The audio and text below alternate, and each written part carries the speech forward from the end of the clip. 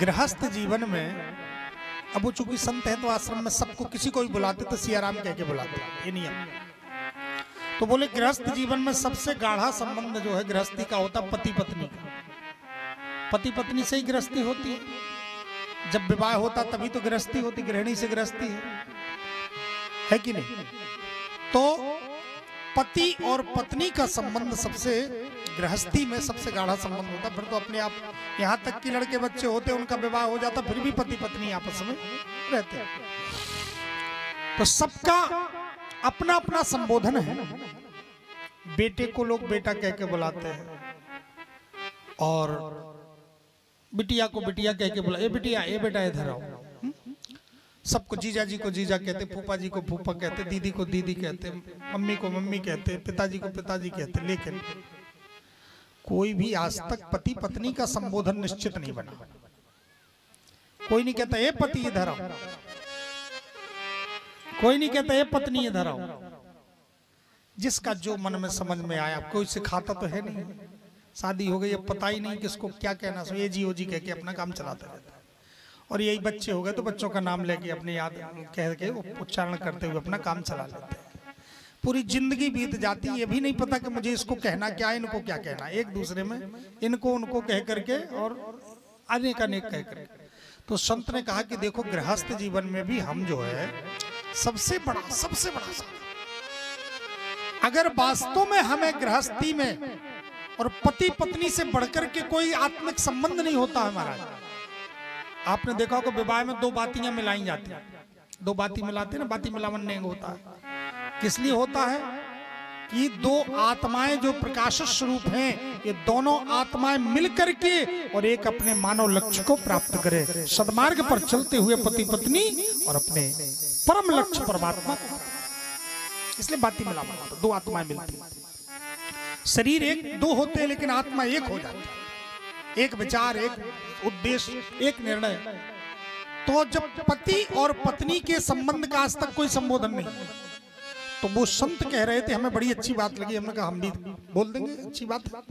बोले पति पत्नी को और पत्नी पति को इतने पवित्र संबंध में ये जी ओ जी कह करके जिंदगी भर बुलाते रहते, ये अच्छी बात नहीं है। पत्नी को पति और पति को पत्नी आपस में संबोधन में बीच में भगवान का नाम लाना चाहिए, जिसमें अगर 10 बार भी बुलाएंगे तो उसको भगवान का नाम निकलेगा। जैसे अजामिल को समझाया आप संतों ने कि तुम अपने बेटे का नाम नारायण रख लो तो तुम्हारा कल्याण हो जाएगा, ऐसे ही आप भी अगर अपने पति पत्नी के बीच में सियाराम उच्चारण करना शुरू कर देंगे आज से, तो आप भी आपका भी जीवन में गृहस्थ जीवन में आनंद प्रवेश हो जाएगा।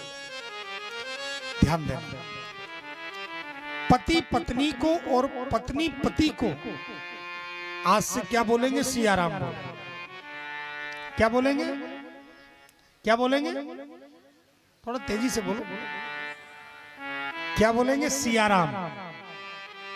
सियाराम बोलेंगे तो कहीं लड़ाई झगड़ा भी होगा तो सियाराम जी बीच में आके संभालना है, क्योंकि सबसे ज्यादा चिंता तो अब समस्या ये है कि लोगों को सियाराम कहने में शर्म लगेगी और चाहे जो कुछ कहने आप शब्द से संकोच नहीं लगेगा, डांट दें गुस्सा हो जाए, पर सियाराम कहने में संकोच लगेगा।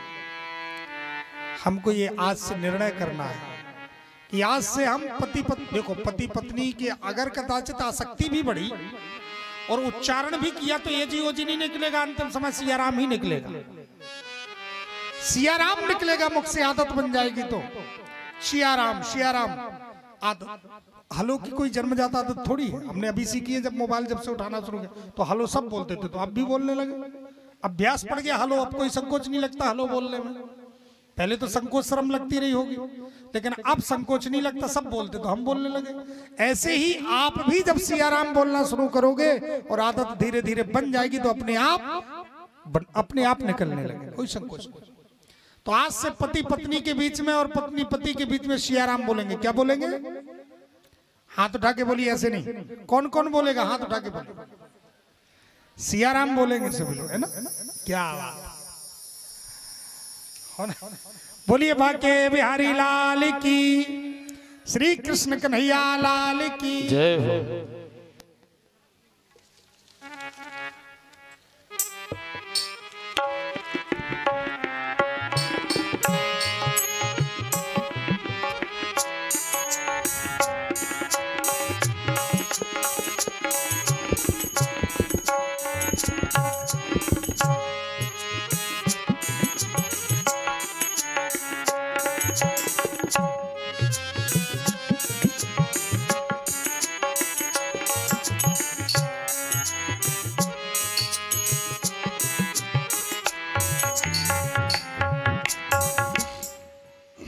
बोली बाकी बिहारी लाल।